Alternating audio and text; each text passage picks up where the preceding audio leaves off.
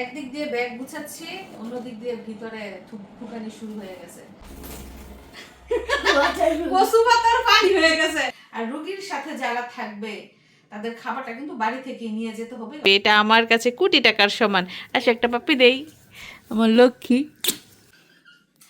আসসালামু আলাইকুম। আজকে নতুন ভিডিওতে সবাইকে স্বাগত। তো কিছুদিনের মধ্যেই সার্জারি করার জন্য হসপিটালে ভর্তি হব।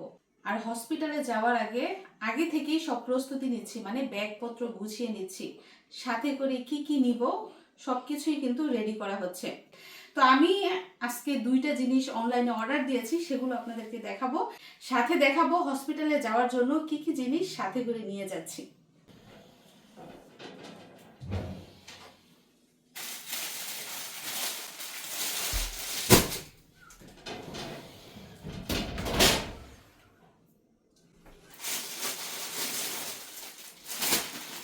এই যে দেখুন, দুইটা বিছানার চাদর অনলাইনে অর্ডার দিয়েছি, ওয়াটারপ্রুফ, মানে যেটার মধ্যে পানি ফেললেও ভিজে না। এগুলো কিন্তু বাচ্চাদের জন্য খুবই উপযোগী। তো আপনাদেরকে খুলে দেখাবো। চলুন সাদার আগে দেখি। আমি নিজেও কিন্তু খুলে দেখিনি, আমার শাশুড়ি মা গিয়া রাস্তা থেকে নিয়ে আসছে ডেলিভারি ম্যানের কাছ থেকে। ভাবলাম যে সবাইকে সাথে নিয়ে একসাথে দেখবো। মিশারি, আসো বাবা, দেখো তো বিছানার চাদর সুন্দর কিনা, খুলে দেখি আমরা। তো এই বিছানার চাদরের দৈর্ঘ্য এবং প্রস্থ হচ্ছে 7:8, মানে সবচেয়ে বড় যে সাইজটা ওইটাই কিন্তু আনা হয়েছে। এবং এটার দাম নিয়েছে 1300 টাকা। 1300 টাকা মূল্যের 7x8 ফিটের এই বিছানার চাদরটা আনা হয়েছে ওয়াটারপ্রুফ, সাদা রঙের, সাদার মধ্যে রয়েছে বেগুনি কালারের ফুল। চলুন একটু বিছাই বিছানার মধ্যে। মিশারির মাথাটা ধরো তো। মিশারি, কেমন হয়েছে বিছানার চাদরটা? সেই সুন্দর সাদা রঙের বিছানার চাদর কিন্তু নরমালি অনেক ভালো লাগে। তো এটা কিন্তু আমাদের দেখুন বিছানার মধ্যে খুব পারফেক্ট ভাবে হয়েছে এবং অনেক অংশ কিন্তু এখনো বেশি রয়েছে, মানে বাড়তি রয়েছে। যাই হোক, বড় দেখেই চাদরটা আনা হয়েছে। তো এখন আমরা টেস্ট করব। চলুন আমরা পরীক্ষা করে দেখি এটার মধ্যে পানি ফেলেও বিছানা ভিজে কিনা। মিশারি, পানি নিয়ে আসো, দাও। ওরে আমার মিশারি পানি নিয়ে এসে পড়ছে। বাবা টেস্ট করো, পানি ফেলে দাও। চলুন টেস্ট করি বিছানা ভিজে কিনা। কচু পাতার পানি হয়ে গেছে। কচু পাতার মধ্যে পানি ডাললে কিরকম ছড়ায় ছিটায় যায়, কিন্তু পাতা ভিজে না, ঠিক ওই রকম। খুব মজা লাগতেছে। দেখেন পানি কাছে আসেন, দেখেন দেখেন পানি একদম আলগা হয়ে আছে, একটুও ভিজে নেই। যাই হোক, এটা এখন মুছে টুছে পরিষ্কার করে নিই। বাবা, তোমার বিশ্বাস হয়েছে? হ্যাঁ।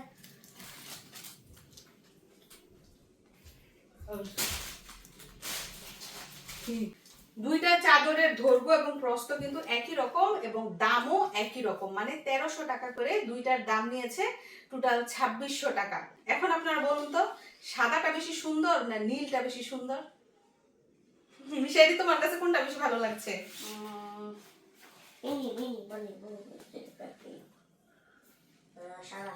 সাদাটা। আমার কাছে নীলটাও ভালো লাগছে, সাদাটাও ভালো লাগছে। যাই হোক, এটা কি টেস্ট করতে হবে যে পানি দিলে ভিজে কিনা?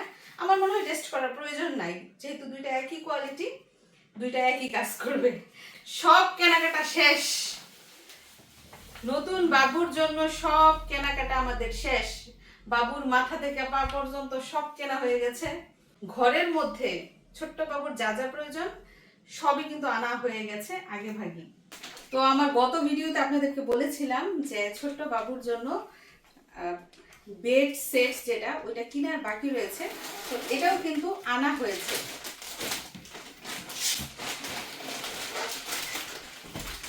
মিশারি, দেখেছো ছোট্ট বাবুর জন্য ছোট্ট ছোট্ট সুন্দর সুন্দর জিনিস আনা হয়েছে? দেখেছো তুমি? বালিশ, কোন বালিশ এবং মশারি। এই যে মিশারি, সুন্দর পছন্দ হয়েছে?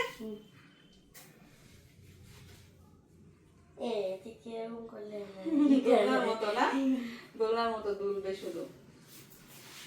যাই হোক প্রিয় দর্শক বন্ধুরা, ছোট্ট বাবুর কেনাকাটা শেষ, ছোট্ট বাবুর জন্য ঘরের জিনিসপত্র আনাও শেষ। এখন আমি গুছাবো হসপিটালে যাওয়ার জন্য আমার যে জিনিসগুলো প্রয়োজন সেগুলো, প্লাস বাবুর জন্য যে জিনিসগুলো প্রয়োজন সেগুলো। তো আজকে রান্না করছি খুবই কমন খাবার।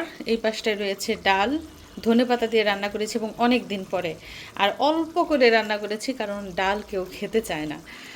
আর এই পাশটায় এটাও কমন খাবার, যদিও খুবই এক্সপেন্সিভ। তো গরুর মাংস রান্না করছি, আজকে অল্প করেই রান্না করছি কারণ এর মধ্যে আলু দিব। গরুর মাংসের সাথে আলু খেতে আমার খুবই ভালো লাগে। তো এখন মাংস কষানো হচ্ছে, কষানো হলে তারপর আমি আলু দিব। তো সকাল সকাল রান্না বান্না শেষ করছি কারণ দুপুরের টাইমে আমার কাজ করতে ভালো লাগে না। আর ভাত রান্নার কিন্তু এখনো বাকি রয়েছে, ভাতটা আরও পরে রান্না করলেও হবে। হুজুর, হুজুর আজকে কি পড়াইছে?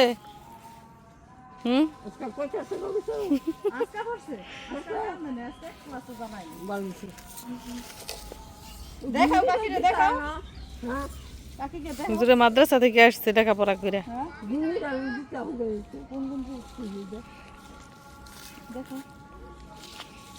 লেখতারে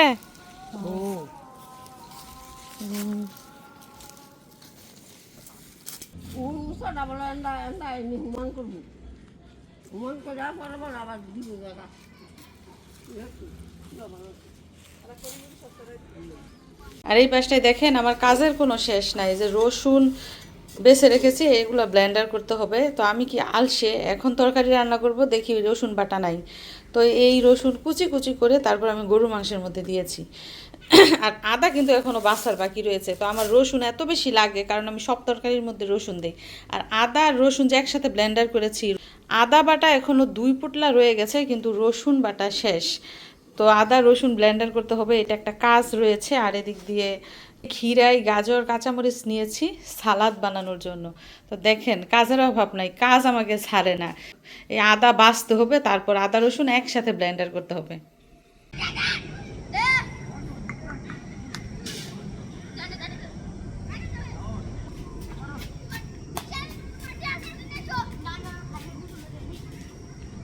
আসতেছে, এখন আর মনে হয়েছে খায়ও নাই, গোসলও করে নাই। খেতে নাকি না? হ্যাঁ, লাল হয়ে গেছে দৌড়াইয়া। যাও,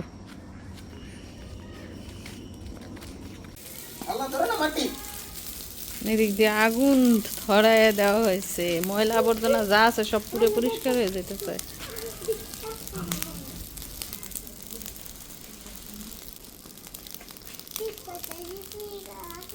আগুনের কাছে যায় না, দূরে থাকো। তো এই যে আজকে আমাদের বাজার সদাই দেখেন, শুরুতেই রয়েছে বাবুর জন্য প্যাম্পাস, তারপর হচ্ছে কিছু সবজি, শসা থেকে ক্ষীরাই কিন্তু বেশি স্বাদের। তারপরে দিক দিয়ে আলু, আজকে আলু একদম ছোট ছোট। আর এদিক দিয়ে হচ্ছে পেঁয়াজ, এই পাশটা হচ্ছে মজা। এখানে হচ্ছে কাঁচামরিচ, সিম। এই সিমগুলো কিন্তু দারুণ মজা কারণ এগুলো বিচিওয়ালা সিম। এখানে হচ্ছে ব্রয়লার মুরগি বিরিয়ানি খাওয়ার জন্য। আর এগুলো হচ্ছে ধনেপাতা, ধনেপাতাগুলো দেখেন এত সুন্দর গ্রান, এগুলো হচ্ছে দেশি ধনেপাতা। টমেটো, ডিম, এইখানে রয়েছে মিশারির দাদুর জন্য মেরিল আর হচ্ছে বিরিয়ানির মশলা। তারপর হচ্ছে গাজর, এখানে হচ্ছে সস, নুডলস, ব্রোকলি, ফুলকপি, বাঁধাকপি। এগুলো হচ্ছে আজকের বাজার। গাজর, ব্রোকলি, ফুলকপি, বাঁধাকপি, টমেটো, আলু সব একসাথে দিয়ে কিন্তু সবজি, নিরামিষ সবজি রান্নাগুলো অনেক মজা। সাথে যদি একটু মুরগির মাংস দেওয়া যায় তাহলে কিন্তু আরও স্বাদ। এখন হচ্ছে ব্যাগ গুছানোর পালা। তো একদিক দিয়ে ব্যাগ গুছাচ্ছি, অন্য দিক দিয়ে ভিতরে ঠুকানি শুরু হয়ে গেছে, মাথার মধ্যে টেনশন শুরু হয়ে গেছে, ভিতরে ভয় কাজ করছে। যেই তো দিন ঘনিয়ে এসেছে, বিপদ ঘনিয়ে এসেছে। তো আমি এটাকে বিপদ বলবো না, এটাকে বলবো আল্লাহর রহমত। আল্লাহ আমাকে রহমত দিয়েছেন এবং আল্লাহর রহমতে যেন ভালোই ভালোই আমি ওই দিনগুলো কাটিয়ে উঠতে পারি, যে দিনগুলো আমার জন্য খুবই কঠিন হবে। তো হসপিটালে আমাদের 3 থেকে 4 দিন থাকতে হবে। যেদিন সার্জারি করা হবে এর আগের দিনই কিন্তু হসপিটালে ভর্তি হতে হবে। তো আমি এইখানে 4টা মেক্সি নিয়ে নিয়েছি, একদম ওড়না সহ যা যা প্রয়োজন। ওইখানে তো আর গোসল করানো হবে না, শুধু কাপড় বদলানো হবে। আর সরিষার তেলটা মনে করে নিতে হবে, আমাদের মা চাচিরা কিন্তু সবসময় সরিষার তেলটাই ব্যবহার করে।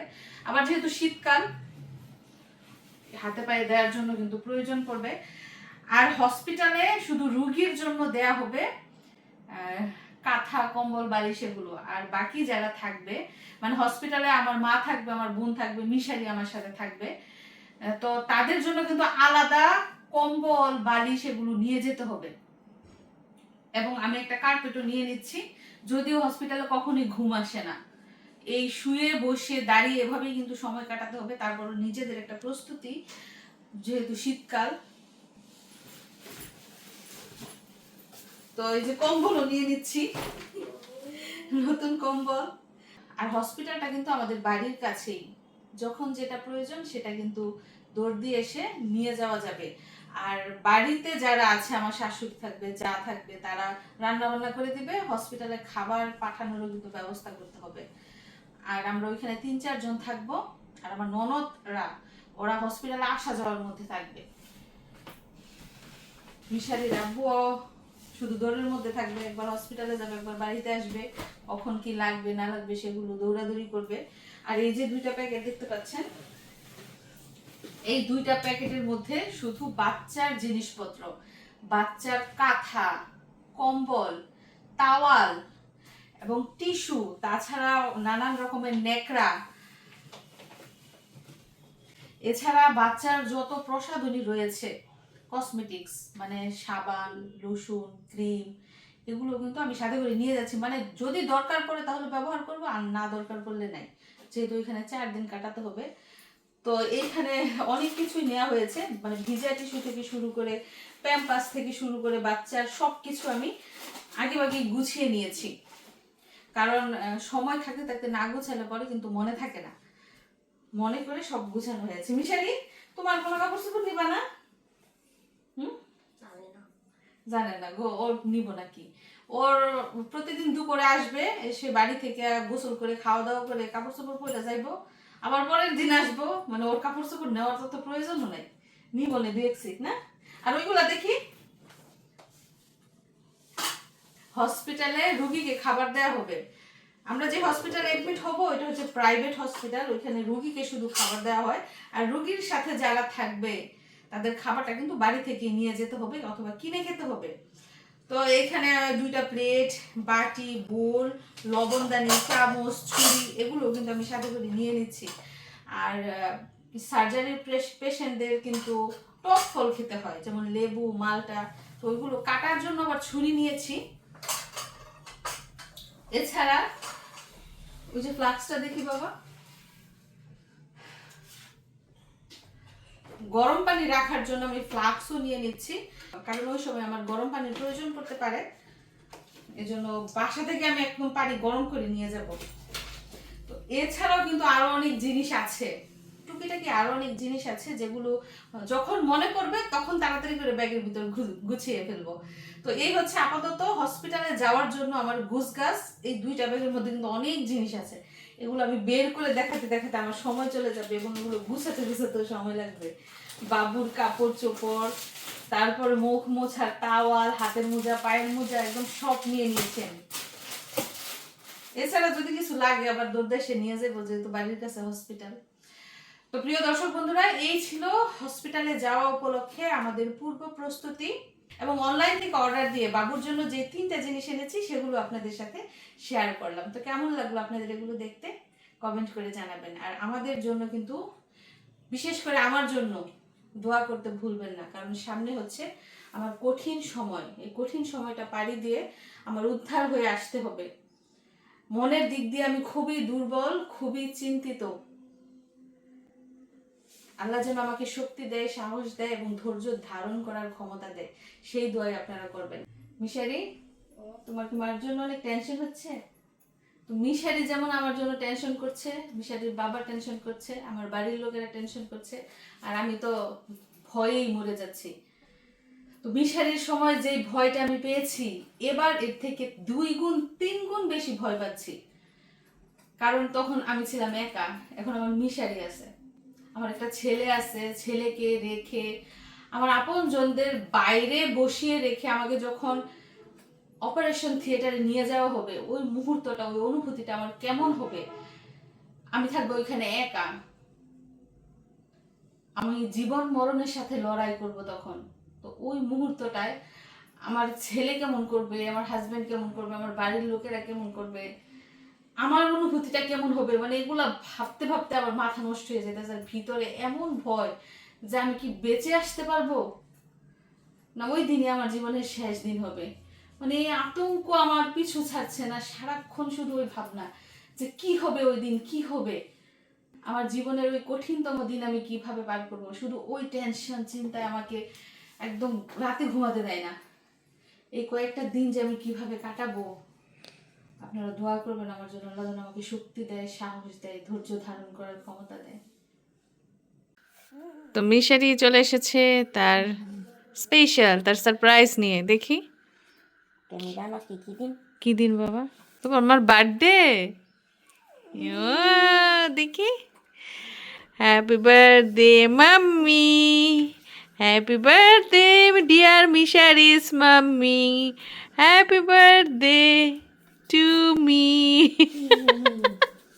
এখন পরে আচ্ছা আমি পড়ি কি লিখছে আমার বাবা। জীবনের প্রথমবার আমার মিশারি বাবাটা জীবনের প্রথমবার আজকে আমাকে বার্থডে সারপ্রাইজ দিয়েছে।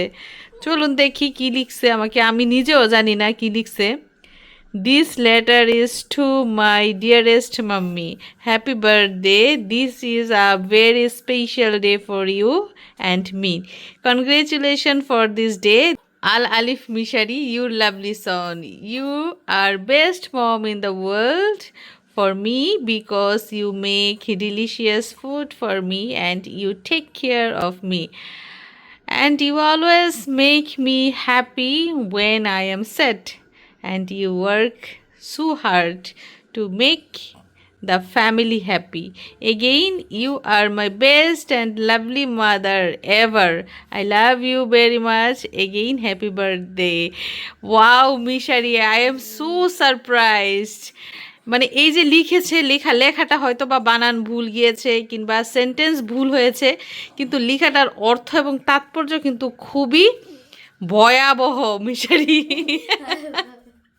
অনেক সুন্দর হয়েছে। আমি নিজেও জানি না যে মিশারি আমাকে এমন একটা সারপ্রাইজ দেবে। মানে অনেকক্ষণ ধরে হাত ঢেকে ঢেকে লিখছিল, আমাকে দেখাচ্ছিল না, শুধু বলতেছে মা যেদিন তোমার বার্থডে ওই দিন দেখাবো।